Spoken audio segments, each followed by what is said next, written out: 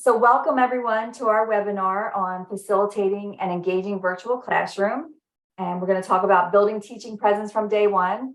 And it's not just going to be Joanne and I talking. We want to hear what you do in your classrooms and the ways that you engage your students. We're specifically talking about online teaching, but a lot of the things that we talk about can also be used in a face-to-face classroom. So most of you probably know me from working at Newman, and this initiative came about through the provost's office. They were looking for, support with virtual online teaching, and Joanne and I had published a book last year basically on this topic, engaging virtual environments, and they had asked if we could put together a series of webinars. So this is the first of 6 webinars that we're going to be doing. So if you signed up for this one, you can sign up for all of them if you want. And even if you can't attend the other ones, you can still register for them and get the recording as well. So Joanne, did you want to introduce yourself, since basically probably everyone knows me? I work in the graduate education department. This is my 10th year at Newman, and I do a lot of online teaching and learning. Great.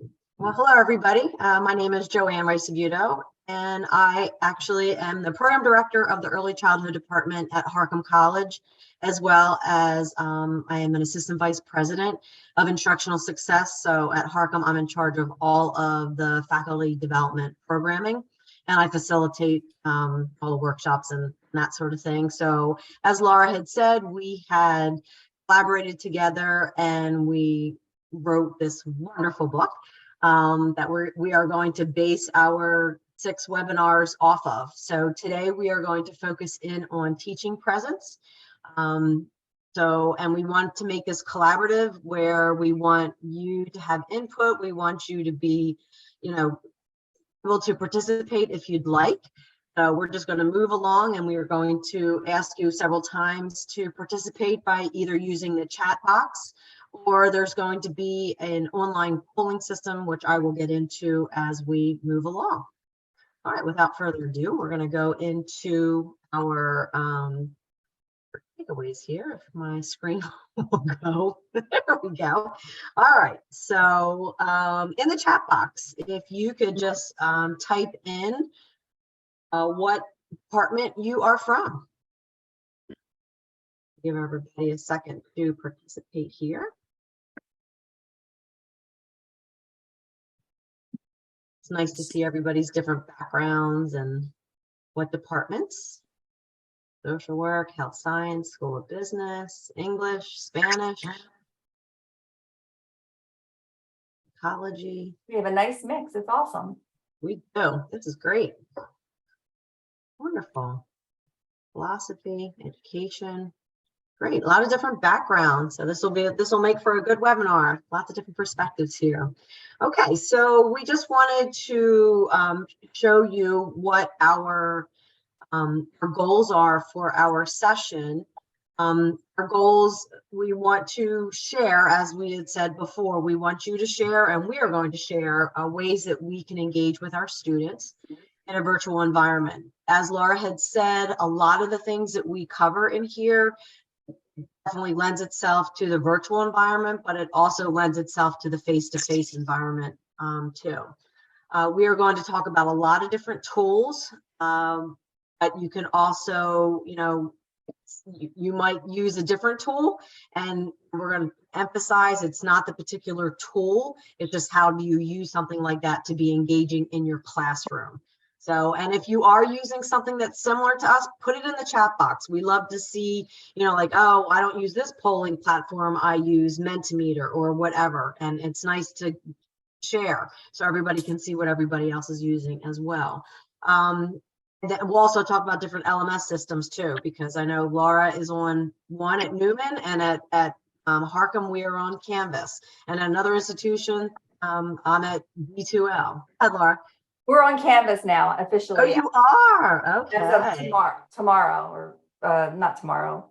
I mean, that was our summer 2 session starts. So, Oh, good. You'll love it. It's great. mhm. And then we're also going to talk about how we can support our learners to be self-directed. We want them to be competent learners in this virtual environment. So we're going to talk a lot about that. All right, so we're going to move on. One of the platforms that we are going to be using during our session is called Slido. If you're familiar with it, great. If not, there are different ways that you can access it. You can scan the QR code if you have a cell phone handy, or you can go to your browser and you can just put in slido.com. And then once you are prompted, you just put in that join code of the 1506210. If you can't access Slido, that's okay too. Just make use of the chat box since everybody has that. And Well- once you're in Slido, you don't have to keep inputting a code or what have you. It's the same thing. Once I launch a new slide, you will get that on your screen as well. And we'll give them a minute or so, maybe go back to that slide for a second. Yeah, Joanne. can you go back to the slide because it didn't prompt me to put in a code or anything. How about this one? Can you try that one? Which one? It's the same I'm not- QR code. well, can you go back to the QR code so I can scan it again? Recording. It's the same exact one that's on this slide right now. I don't see a slide with a QR right now. It says something about not so good. How are you feeling right now? In the left-hand side, there should be a QR code. Ah, there it is. We were covering it. I'm glad you said that because we were all covering it. Thank you. Good. All right. So I see some of you have already participated, which I love. Glad Maria can see it now. But this is a platform that we use a lot. I know I use it every single class. I do it in my face-to-face classes all the time. And I do it in my virtual classes. And I will say this too. So when Laura and I collaborated on the book, Laura came at it with more of an asynchronous perspective, and I came at it from a more synchronous perspective. So that's why, we were able to merge our ideas together. So what works for me might not work for Laura and vice versa, but we're going to try to share things with you can try out. And that's what I think I should probably put it in as a takeaway. To try one of the things that we are talking about, because we have tried these things over and over again. And since they work in our classroom environments, we want to see if they're successful in your classes. So anyway, Slido is one of these ones that I love because I don't have to get out of my presentation. It's integrated into Google Slides, or it's integrated into PowerPoint. Google Slides, it's a Chrome extension. And then with PowerPoint, you just download the app to your laptop or your desktop. But what's great about Slido, as you can see, it's a live poll. So you're seeing, as people are participating, how they answer. Up in the right-hand corner, it tells me how many participants. So it says 19 of you have participated. So it's almost everybody. And then it also tells me that it's an active poll. So we were just taking a pulse point. We just wanted to see how everybody was feeling. And the item that's in red, this is what the majority of you have responded, which I'm loving that you're all pretty good right now. And only 5% of you are ready for bed, but I think we're going to energize you where you're not going to be ready for bed anymore. You're going to want to go back to your computers and try some of these things out. So we're going to move on to the next one, because what I just did with you was a social emotional check-in. This is something that we start our classes with every single class. It takes a minute with that. So I'm asking you now, so on the same device that you were on Slido, you should see this next prompt. It says, why should we do these? Why should we do social emotional check-ins with our students? And then you're just going to answer that prompt. And again, you can either do it on the Slido, or you can do it in the chat box if you don't want to use Slido. And that's the other thing we do. We try to give lots of options. So if somebody is having difficulty with maybe accessing Slido, or they're on a device that they can't, the chat box is always available for them. Okay, good. So as you can see, there's some answers that are coming in. Yeah, and it's Yes. important to know how our students are feeling. Absolutely. It matters. And just taking that little bit of time and seeing, okay, not everyone's feeling really good today. So just to be aware of that. And even that other students are aware of it too, that, Right. you know, we might need to be a little bit, you know, empathetic and aware of how our students are feeling. Absolutely. These are great answers. Great. And it doesn't take long. And I've done lots of research on the personalities and traits that students want to see in their professors. And the number one trait that they want to see is a caring professor. This is one of those ways that you can do that. Very short, very simple. And I change it up, and Laura can talk about what she might do. I know in the beginning of my class, I'll ask something like that. I'll say, how are you guys feeling today? Or I'll put up a thing that says, what did you do over the weekend? School appropriate. What are you doing this upcoming weekend? Or, and I sometimes I do silly things. I'll be like, you know, what's your best breakfast topper on pancakes? And then they all start, you know, answering. They're easy prompts, and it gets them talking and laughing and saying, oh, that's not the best one, this one is. So you're building that community, and that's one of the big reason why you want to do these sorts of things, as we can see by your responses as well, that these are definitely a reflection of them. It gives the instructor a better idea of where they are in their state of mind as well. Great, thank you for participating. But this is, I just wanted to jump in here too and say that if students aren't feeling okay, or we aren't checking on them, it is more difficult for them to learn. So the more that we can kind of figure those things out and be aware of them, the more the students can learn as well.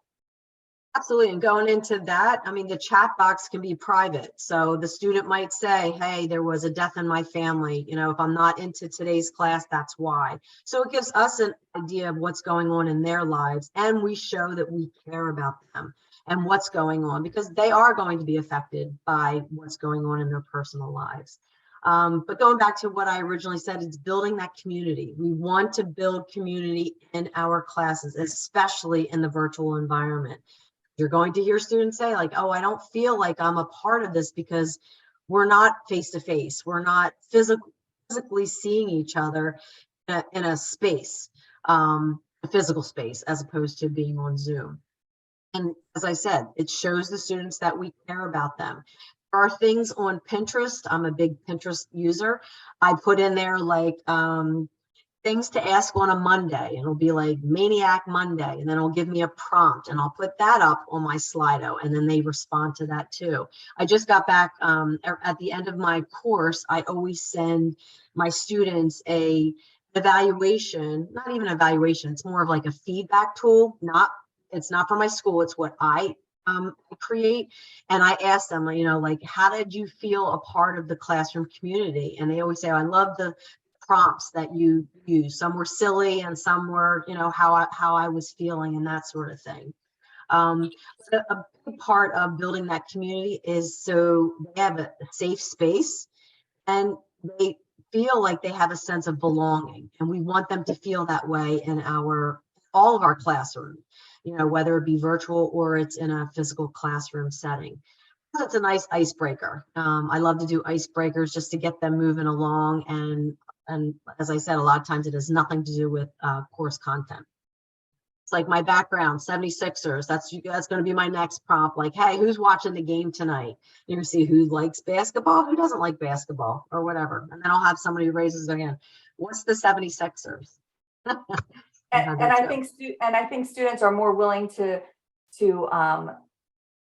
learn. You know, we'll go back to that when they feel safe, when they feel comfortable, when they feel okay. So that's where this whole social emotional piece comes in. Absolutely. So going back to Slido, why I use Slido, why we use Slido, and why we've incorporated it is because it can work in any type of platform. It's a free tool you can use, but but they do limit you on how many Slido questions that you ask during a PowerPoint or Google Slides presentation. So if you upgrade, it's cheap though if you upgrade. I upgraded because I use it all the time. But there's lots of cool things that you can do with it. You can do ratings, you can do polling, you can do the word cloud, short answer, multiple choice, and that sort of thing. So that's why I'm using Slido and showing it to you today. I use it so much in my class that now my students are using it when they do presentations, and everybody's like, where did you get that? That's so cool. And now the teachers are learning from the students, which I love even more. Okay, so going back to that social emotional check-in and what kinds of things can we do? One of the ones that I absolutely love doing with my students is the very first one called Cheers and Jeers. And this is something where I ask them, share with us one good thing that happened to you over the course of last week. It could be as simple as the sun was shining today, or I had a great cup of coffee at Starbucks.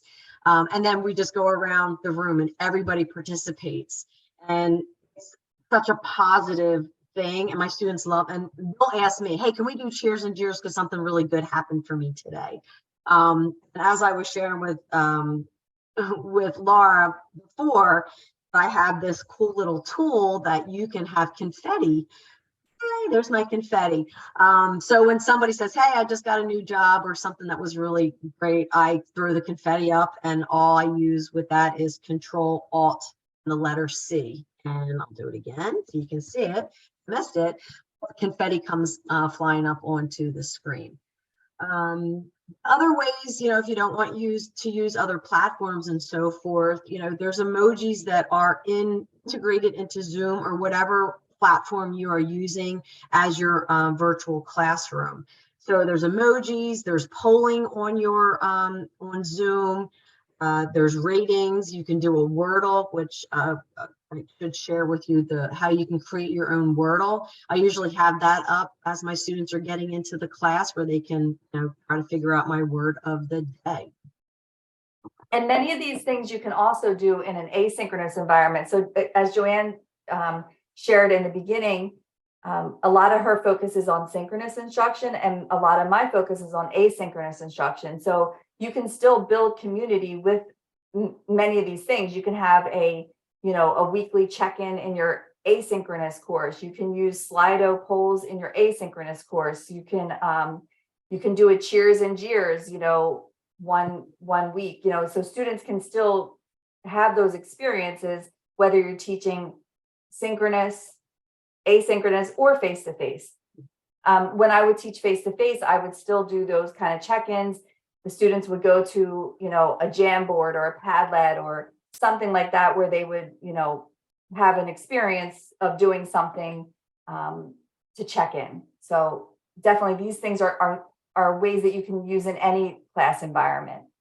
So a lot of what we talk about is based on this community of inquiry framework. So when we think about our course, we want to make sure that we have these three presences within the course, that there's social presence, there's teaching presence, and then there's cognitive presence. So throughout our book, each chapter, we go back to this community of inquiry framework, and we focus on, these different areas. So when we're doing certain things, like in this presentation, we're specifically talking about teaching presence. So, what are the ways that students can get to know you as a teacher? Are there opportunities for one-on-one meetings and conversations with you? How are they able to ask questions?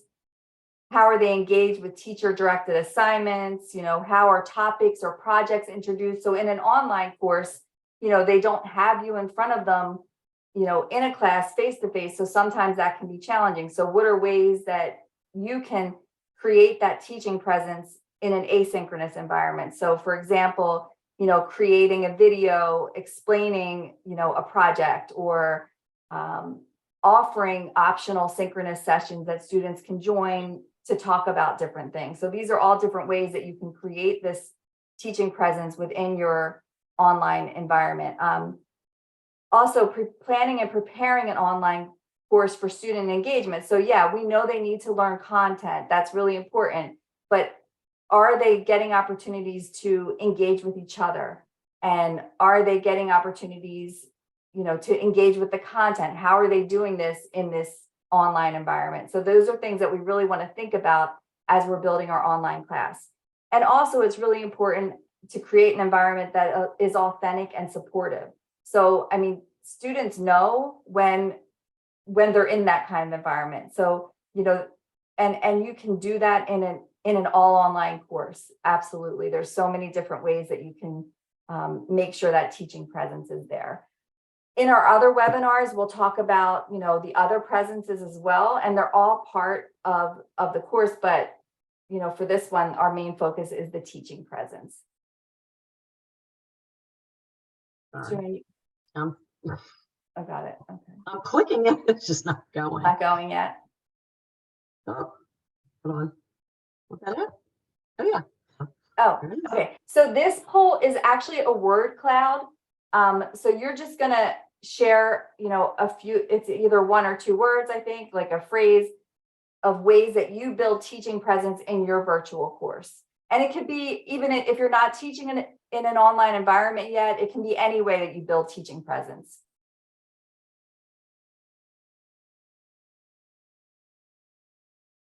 So as you are participating, you're going to see how this is going to look. It's a word cloud, like Laura had said. So when participants, enter their response, it's going to create a word cloud, a different way to present, the participants' word.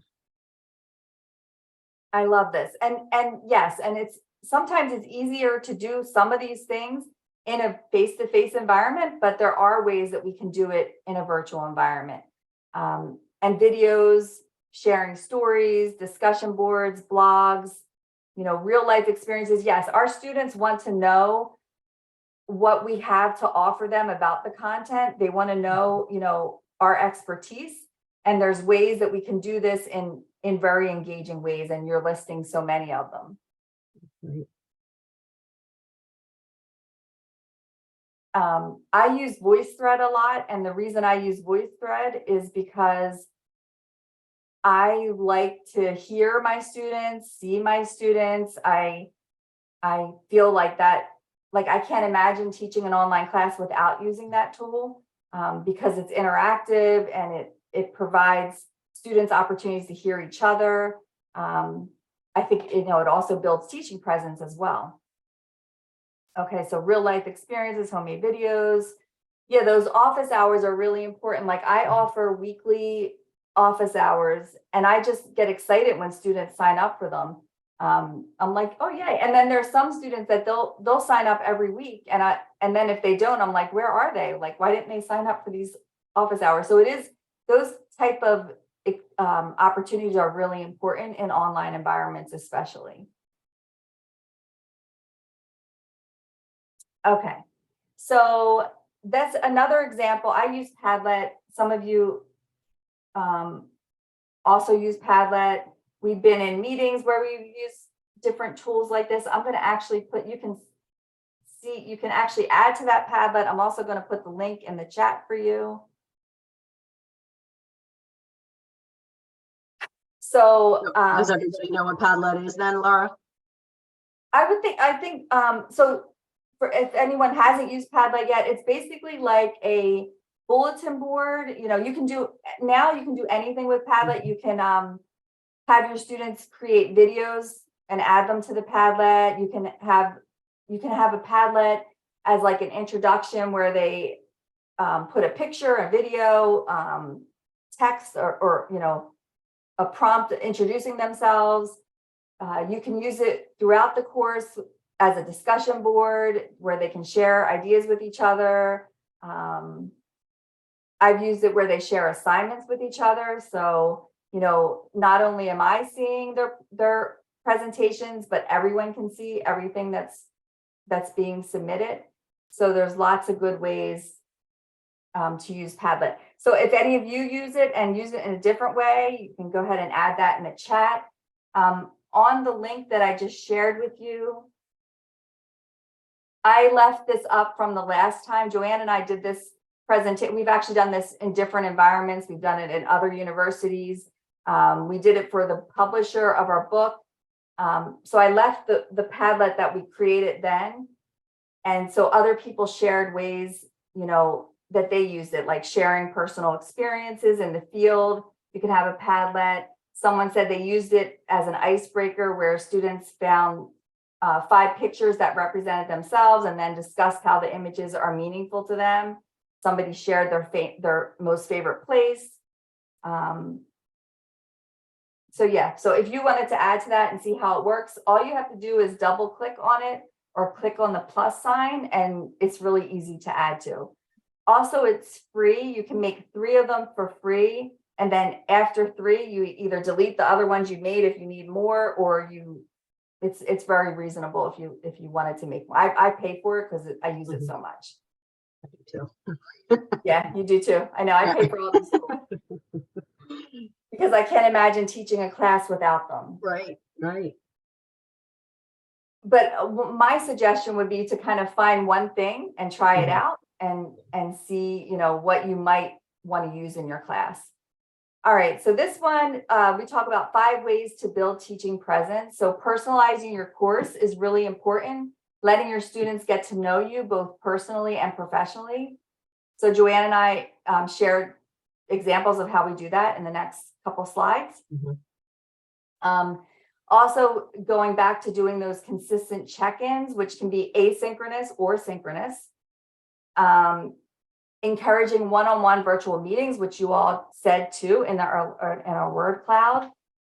Providing quick and consistent feedback. So and also building in peer review helps as well. So I don't teach a course that doesn't have some form of peer review. I also use a lot of video feedback to my students. So I use a tool called Loom. But we also now have Studio that we can use in Canvas, which is very easy to use. So just, responding with a short video to students can be really helpful. Yeah. So as Laura said, we were going to share how we both do something with sharing stuff about ourselves to our students so they can, connect with us. So this is a document that I upload into Canvas. So when they open up the About Your Professor link in Canvas, it takes them to this, and I have this uploaded in there. The first thing, I am in early ed, so it does look juvenile, but I like it because it's bright and colorful and that sort of thing. But there's a lot of different templates out there. You can find free ones on Pinterest. I actually paid for this on Teachers Pay Teachers. So that's another resource. If you don't know what that is, it's a place where teachers create materials and then you buy them for, pennies. I think this was $1. But anyway, so I put a little thing in there. I mean, that's a picture of me when I graduated, and I was with one of my children, my daughter. Then I talk about where I went to school. So a lot of times they can relate to that. Just tell them what I graduated, what degrees I have. Then what usually prompts a lot of discussion are my hobbies and my favorites. And of course, as it says on there, like I've been a season ticket holder for the Eagles and for the Sixers, and I talk about going to all the games, and I go to one away game every season.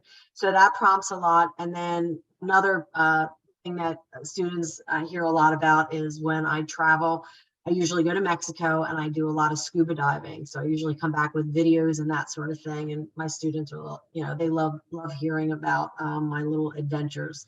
So this is something that I share with them, and I just update it from whenever I need to. But that's what I do, and then Laura's going to share what she does. So again, I use my Padlet. I have it About Me Padlet. I update it as I need to. I talk about my family, my children, my husband, the projects that I'm working on. I'm going to be a grandmom, so I'm sure that will be added soon. When I have my grandchild in July, I talk about just different things that are going on, and I think that it helps my students know like what I'm working on, what I care about, and I think it matters. So, and it's easy to do. Yeah, that's free. Yes. Okay, so we also within our book and in each chapter, we talk about this evaluating the tool template. So we created this template. So basically you can make a copy of it and use it as well to think through different tools, because just like Joanne said, we use different tools. Her and I, we do things different. We teach different. We use different tools. But we always go back to, why are we using the tool? How is it building these things in our class? You know, what's the purpose behind it? Is it something that can be embedded in our LMS? Can we use it in an asynchronous, synchronous, face-to-face, or both kind of format? You know, what resources do we need? You know, are there free ways to use this tool? You know, because as you know, a lot of times we don't get a lot of resources. So we have to be resourceful about the things that we use. So we look for tools that don't cost a lot of money or don't cost anything. And then also, like, what kind of support so for Padlet, your students don't have to have an account to add to your Padlet. Same thing with Slido. So those are things to consider. You know, with VoiceThread, they have to create a free account to be able to interact and reply. So like, what kind of barriers, you know, are we looking at, and how do we need to support our students?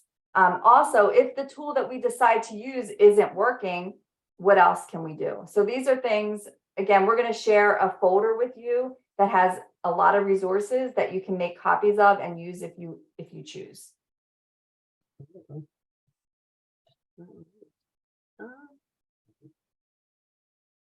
That's the QR code if you wanted to scan that to access the evaluating the tool template. But if not, I will send a link to the entire folder where you'll see lots of different resources that you can make copies of. Just to piggyback off of what Laura's saying, you know, with the tools, and if you try something new in your class, you know, tell them, hey, I'm going to try something new with you guys today. I don't know if it's going to work. Make it, you know, not make it a joke, and because make yourself vulnerable to them, and let them know that you want to try something new. It might be successful, it might not be successful, but as long as they see that you are putting yourself out there. I do it all the time, and especially in the virtual world, you know, I'll throw something up on the screen, or I'll even tell them, like even today, I'm home with my 3 dogs, and you know, they might come barging in here, or they might start barking at me. It's real, it's life. I mean, it's okay if that happens. And I think if you explain that to your students, it makes you more, what's the word, human. And that's what they always say too. They want to see that their professors are human, not like these people that are over there. But I just wanted to bring that up. Okay. So as we talk about virtual instructor as a facilitator and coach, so in the online realm, your role changes. You know, our role is different. So how do we build teacher presence while being student-centered? How do we create a flexible and responsive environment? That's really important. And how do we encourage and support self-directed learning? So these are things we want to think about as we are, you know, building the teaching presence within our virtual classrooms. So here is a poll that you can participate in. So how can you create a student-centered virtual environment while still having teacher presence? And this one is in a word cloud, so you can make it a sentence. Short answer. Can you give an example, Laura? Yes. So let me read this back. How can you create a student-centered virtual environment while still having teaching presence?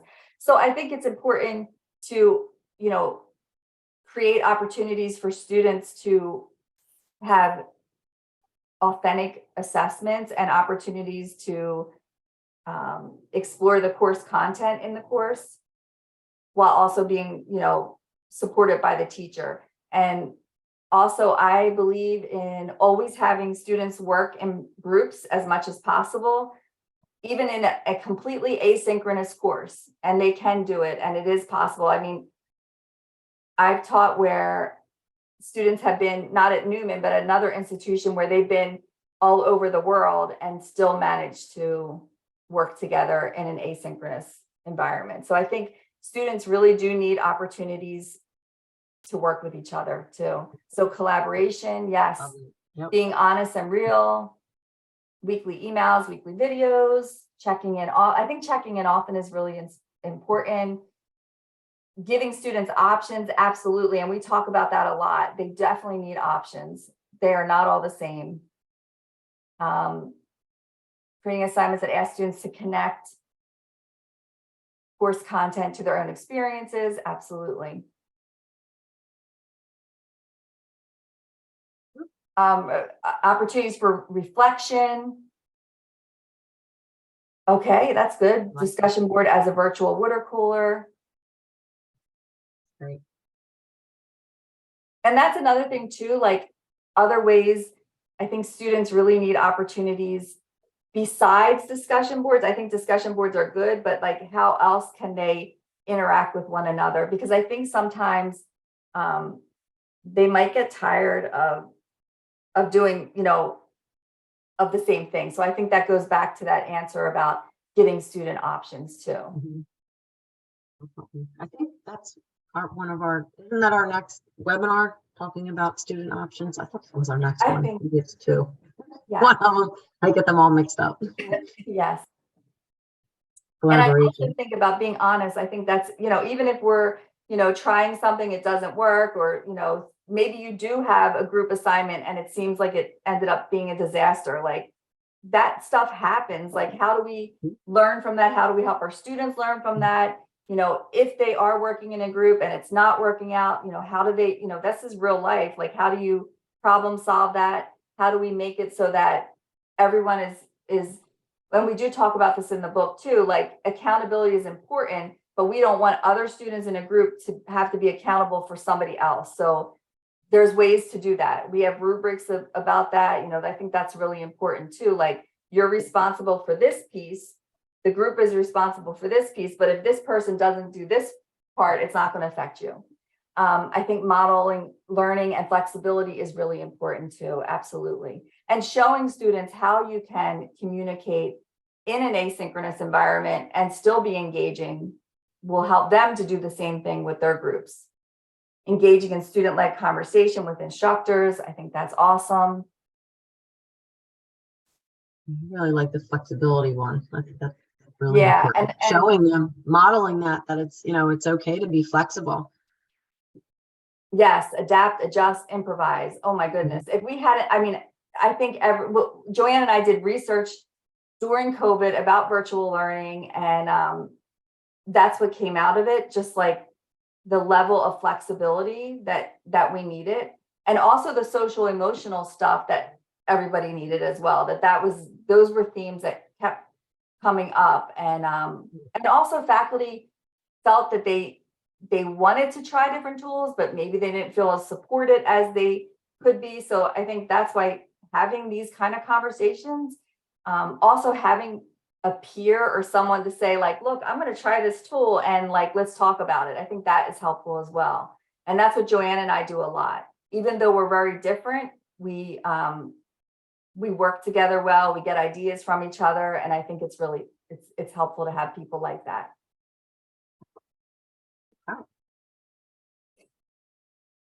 Okay, so this whole piece, and we talk about this a lot too, about supporting self-directed and competent learners, right? This is what we want, regardless whether they're undergrad students or grad students. We want our students to be able to be self-directed, and especially in an online course, they're going to need to be more self-directed than if they were in a face-to-face course, and they can do it, but we have to set them up well for that. So here's just a couple things, like allowing students to choose the content area they focus on for their project. That's really important. We want them, to be engaged, and they're only going to be engaged if they're interested. Encouraging students to collaborate and share their learning with each other. So whenever I have an online course, or actually any course, My students share everything they're doing. I try to have them share everything they're doing with each other so that they can learn from each other, because I think that's a really important piece. They're going to learn only so much from the course, the content, but they can learn a lot from each other. Provide information within the LMS ahead of time regarding projects. So even in the beginning of the course, let them know what's going to be due, when it's going to be due, and even if they want to start working on it in the beginning of the course, and chunking things is important too, so that everything isn't dependent on this one thing at the end so if they can work on it along the way, that can be helpful as well. Providing feedback and opportunities for peer feedback really helps too when it comes to supporting our students to be self-directed and competent learners. And I just want to interject with the whole LMS thing. Providing information in LMS, every week, putting something in there. In addition to just a written message, I do videos. Like I'll record, as Laura had mentioned, like a Loom video. And on the video, I'll say, hey guys, just wanted to remind you that you have this due this week. And then I'll send another video and I walk through the assignment in case like I won't be seeing them. Maybe it's an asynchronous course. So if I don't actually see them, I can actually walk through the assignment itself and say, I want a cover page. Make sure you have these items on your cover page. So it's more than just a written message, which they do like too. They do like receiving those written messages. And if it helps keep them, in line and knowing what is coming and what's due and that sort of thing, for me, it just helps both of me and the students, make sure that this is what's happening this week. This is what's coming up. And I think using the LMS to your advantage will help them as learners. And I think that's really important. And Canvas is fantastic with all of that, where students can get the app on their phone and they can make alerts come on their phone whenever a teacher uploads something or if a teacher grades something. I had a student just today where he submitted the wrong assignment for a major assignment, and I was going through and I was doing it alphabetically and got a 0. And like within seconds, he texted me and say, hey, Dr. Rice, I don't know what I did, but blah, blah, blah. But he got that alert on his phone. And I think that's something, you mentioned at the beginning of the semester too, like make sure you put your alerts on your LMS. So that was just my little. Absolutely. And also make short videos. That's my tip too, Yes. because I review courses for Quality Matters. And sometimes when I'm reviewing them, like sometimes the videos are, even the introduction video to a course might be like 25 minutes long. And what I would suggest would probably be to chunk them and make them shorter so that students actually listen to them and read them. Yeah, I think we all know that though. Okay.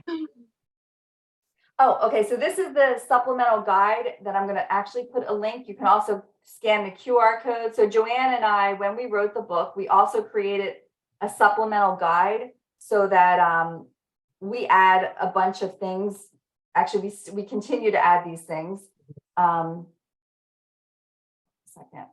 just add that here. So this will give you access to all of the resources that we spoke about today and in all of the webinars that we are doing with you. Everything has a link we provided in this supplemental guide, and it's a great resource. I mean, I know I always go back to it. I refer to it myself, and we forgot what we did. We're like, what do we add in there? So we basically try to make it as useful as possible. To anybody, basically. So share it with anyone if it can be helpful. That evaluating the tool guide is in there. We have rubrics in there. We hit just basically everything. It's broken up by chapters of the book, and within each chapter, the tools that we talk about, we add into this supplemental guide. So some of the key takeaways we wanted for you to take away would be to try tools that support student engagement in your virtual classroom, but it can be any classroom. Create teaching presence by allowing students to get to know you while you get to know them, checking in on their social emotional wellness and providing feedback. encouraging students to be self-directed learners while also being present in the course. You know, we don't want them to feel alone in the course. It's really important that they know that you're there. And that's all of the different things that we talked about are ways that you can do that. Let's see. So I will put a link if you want to add a certificate, you know, to your portfolio, or I'm going to share this link in here. It'll force you to make a copy of it, and then you'll see, once you make a copy of it, there's a place where you would add your name. So it's not going to come with your name, but it comes. Hey, that's cool. Oh, that's cool. Somebody added their name there, but you can actually add it. You'll add it on the Google Doc when it forces you to copy it. But that's kind of cool. That is kind of cool. I wasn't expecting that. That was Laura, So Jim Laura. Chaney, thank you. Laura, can you hear Yes. me? Yes, Can I you hear can. me? Okay. It's blocking, I guess, because I'm on a Newman computer and it's blocking with the cookies and all of that stuff. Is there any way you can send it to me in an email? Sure. Okay, because for some reason it blocks everything and I always have to contact Dennis. No problem. Can you do me a favor and email me just to remind me, and I'll send it Sure. to you. I'll do it to you from my phone right now. That's fine. If anybody else is having trouble, just let me know and I'll email it to them. But Thank you. yeah, sure, no problem. Let's see. We do have our next webinar on Thursday, May 25th at 12. Some of you may already be registered for it, but if you're not and you're interested in registering for it, I'm going to actually put that link in the chat as well. And on this one, we're going to be talking about building community in virtual environments. And then we're focusing mostly on cultivating social presence. And so we try to use different tools. We like Slido a lot, so we might use some of that, but we'll use other tools as well. And we'll talk about different tools as well. Again, it's not focusing so much on the tool, but on what the purpose is that we're trying to do when we're engaging our students. You can scan that QR code and that will take you to the registration to sign up for the next webinar. But Laura, you also have a sheet for all of the webinars, isn't that right? You sent to everybody? Yeah, and some of you may have already, like I said, some of you may have already signed up for the next one. Even if you can't attend, you can, we'll record it for you and send it out. Right, I think that, yeah, I mean, that we wanted to leave time for questions, maybe on any of the tools or any of the things that we have covered in today's webinar. But before we do that, this is our book. And if you do go on to Stylus Publishing, there is if you use this QR code, that'll take you right to where you can purchase our book for a 20% discount. And then you also get free shipping if you put that code in. But that is our book, and that's what all of the webinars are going to be based on. I will say Slido came out after we published, so it is not in there. It will be in the resource guide, but it's not. I didn't find out about it until last year, maybe. But anyway, that will be in the resource guide. But we do want to, open the floor up to anybody. Maybe you're using a tool that you want to share with everybody, or any questions that you might have of anything that we went over. Just take yourself off mute would be fine. Or you can even put it in the chat box if you wanted to ask a question. Don't all jump at once. I know we probably overwhelmed you with a lot of the stuff that we went over. I know, like, we try to cram so much into a short period of time. But we like to provide a lot of options, and I think that's the whole benefit of coming onto a webinar is you find out about a lot of resources, and then you go back and you try them out. And as we have emphasized, it's not the particular tool that you use, it's how you're going to use it in your class to get the students to be engaged in your class, because that's key in a virtual environment and as in a face-to-face. I do. What I do is I just do the voiceover PowerPoint notes. So I'll teach the material in class. I try to do different ways when I'm teaching online that'll reach to the different type of learners. So I'll teach in class, use an active whiteboard, have the students keep them engaged, but then I will give them separately a PowerPoint with me teaching it, to help reach the learners who are more visual learners, perhaps. And I'm always checking in with them. I try and talk to them, keep them engaged in conversation. I always start off by asking how they're doing. I'm going to incorporate the Slido. I like the Slido in interaction. That was great. But I do, when I'm taking my attendance, I greet each one of them and I ask them how they're doing in Spanish, of course, and it's because I teach Spanish, but it does help keep them, where they feel, wow, I'm important, even though I'm through a computer. So, because I've gotten the feedback from the students. That's why I'm saying that it does work. It definitely does work. Absolutely. Thank you. It was a very informative workshop. I like it. Okay. I did email you, Laura. Okay, I will check that out. All right. Thank you. Thanks. Thanks so much. Susan has her hand raised. Go ahead, Susan. Just take yourself off mute. Sorry, can you hear me now? Yeah. I was just going to say quickly, as someone who just took a class with Laura, that I felt very connected to the class, even though it was online, and also connected to the other students. So the tools that she used and the way she set it up really, really works. Oh, excellent. Wow, thank you. That was very nice. I appreciate that. All right, Laura, did you pay her to come on and say that? I did not. I'm kidding. I know Laura. Laura and I used to work with each other, so I know what you're saying is all true. A long time. Yes. I had a quick question about Slido. Sure. If you're doing a completely asynchronous class, can you use Slido and have students respond to polls and that kind of thing, and then they can kind of go back and look at each other's responses later?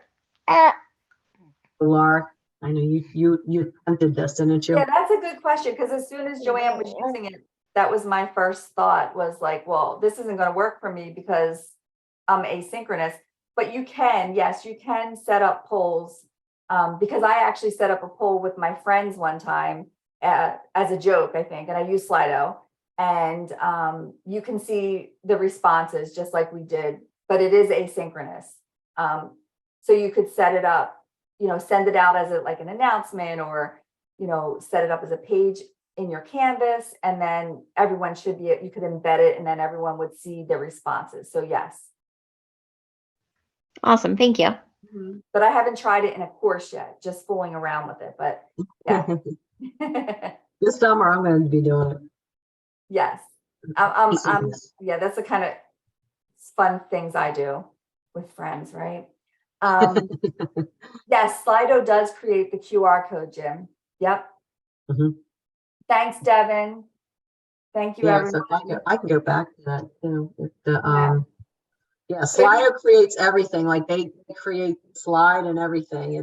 It's all integrated. And again, that's why I love using it, because it's all right there for you. You don't have to do anything. All you do is type in your question and you select which type of question you want. Do you want a word cloud? Do you want a rating system, like where they could rate things? I've done that before. The word clouds, what you're seeing right now, those are the short answers. You can do quizzes on there. There's a lot of great things you can do. And what I like about it, again, is you don't have to come out of your presentation and get back in the presentation. It's all integrated into your presentation. The only key thing is you have to have internet access in order to launch it. Otherwise, you can't launch it. And I just wanted to let everyone know the next session is in 2 weeks, May 25th at 12 p.m. If you didn't register, you still can. And yes, this recorded presentation, I'll send it out to everyone that registered for this one. I think there were 50 people. So I will email that out as soon as I have that downloaded. Okay. So yeah, thanks to everyone for coming. Thank you so much, Laura and Joanna. Yes. You're welcome. Thanks for coming. Yes, we're very grateful to have you all here. So, and we look forward to the next time so that we can have more conversation about this and share ideas. Great. Thanks, everybody. Thank you, Sixers. everyone.